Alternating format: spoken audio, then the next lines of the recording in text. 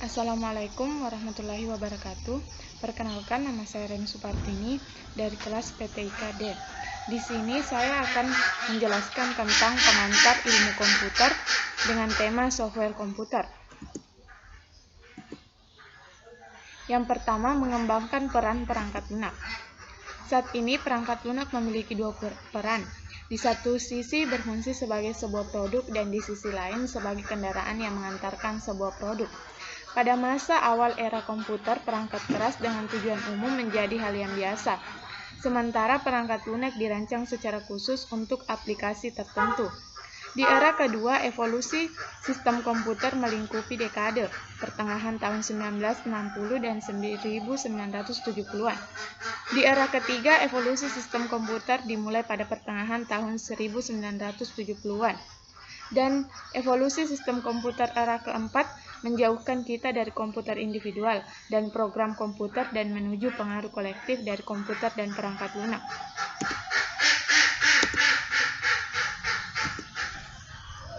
Yang kedua, perspektif industri. Masa awal industri komputer manajemen berorientasi pada hardware. Dan dewasa ini distribusi biaya pada industri komputer telah berubah drastis dibanding dengan hardware. Software merupakan produk berbiaya paling tinggi. Yang ketiga, abad pabrik perangkat lunak. Dalam masalah risiko yang kedengarannya sangat melodramatik, perusahaan perangkat lunak sekarang ini berbeda di dalam posisi yang sama dengan apa yang dialami oleh perusahaan-perusahaan pada tahun 1950 dan 1960. Perusahaan-perusahaan yang besar maupun kecil memiliki apa yang disebut software plant. Ada ribuan aplikasi berbasis perangkat lunak dengan kondisi kritis yang sangat perlu diperbaharui. 1. Aplikasi sistem informasi yang ditulis 20 tahun yang lalu yang telah mengalami 40 generasi perubahan. Yang kedua, aplikasi pengembangan yang dipakai untuk memproduksi desain data telah kritis karena cara pemeliharaan serta usia yang sudah tua. Yang ketiga, dipakai untuk mengontrol sumber tenaga, rambu udara, dan perusahaan besar, di antara ribuan macam aplikasi, yaitu embedded system.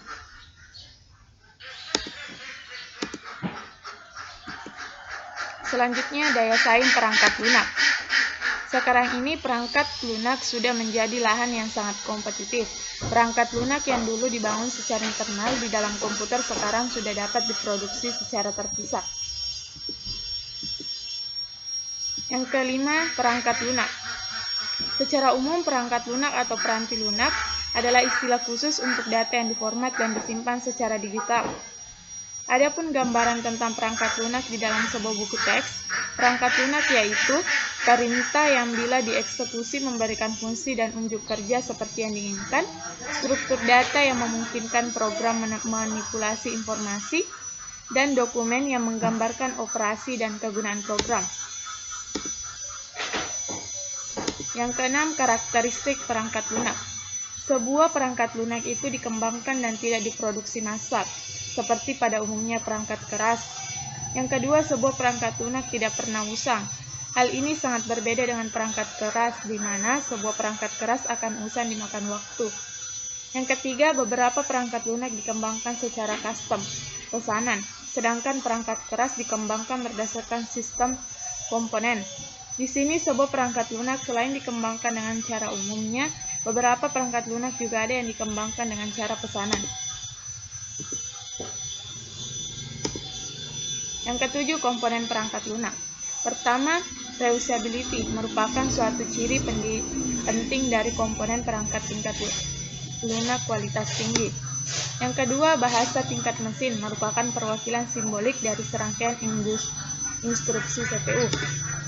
Yang ketiga, kode mesin, bahasa assembly tingkat mesin, bahasa pemrograman tingkat menengah, sering disebut 3 generasi bahasa komputer yang pertama.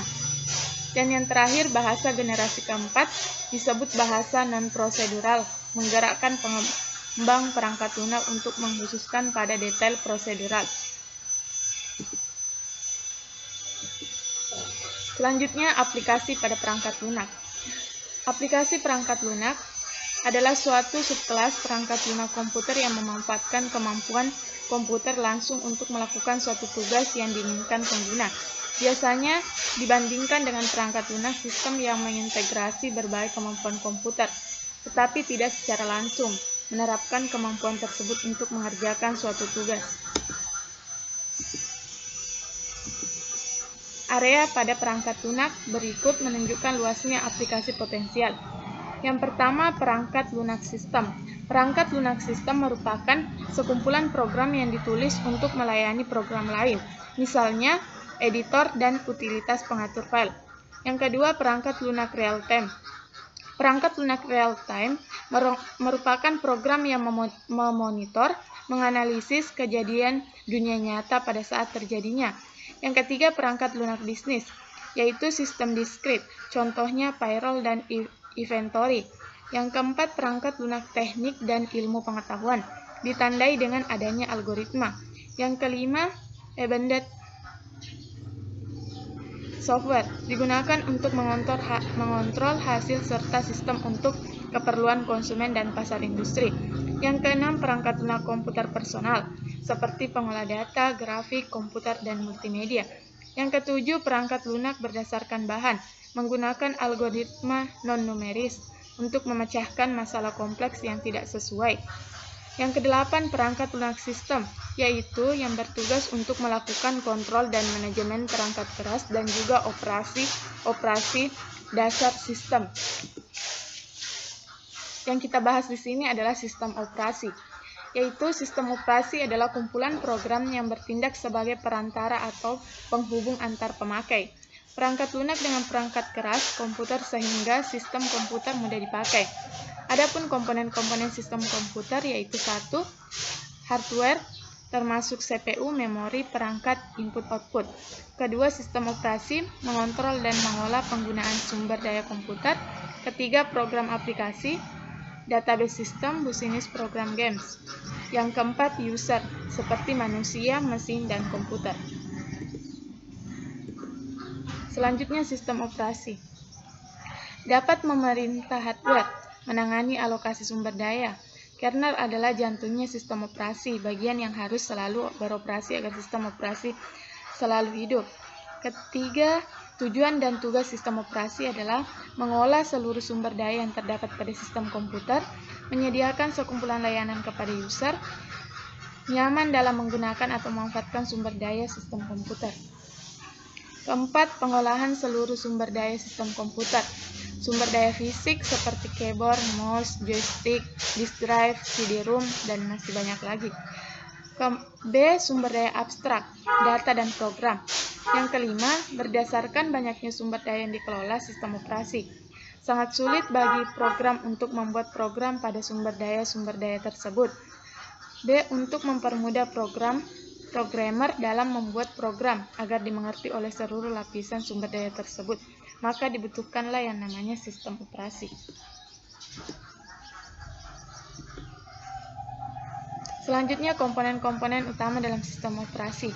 Yang pertama, manajemen proses, manajemen memori, manajemen input-output, manajemen berkas, protection system, networking, dan command interpreter system. Selanjutnya, layanan-layanan yang disediakan sistem operasi. Program execution, input-output operation, file atau system manipulation. Sekian dari materi yang sempat saya sampaikan. Lebih dan kurangnya mohon dimaafkan. Wassalamualaikum warahmatullahi wabarakatuh.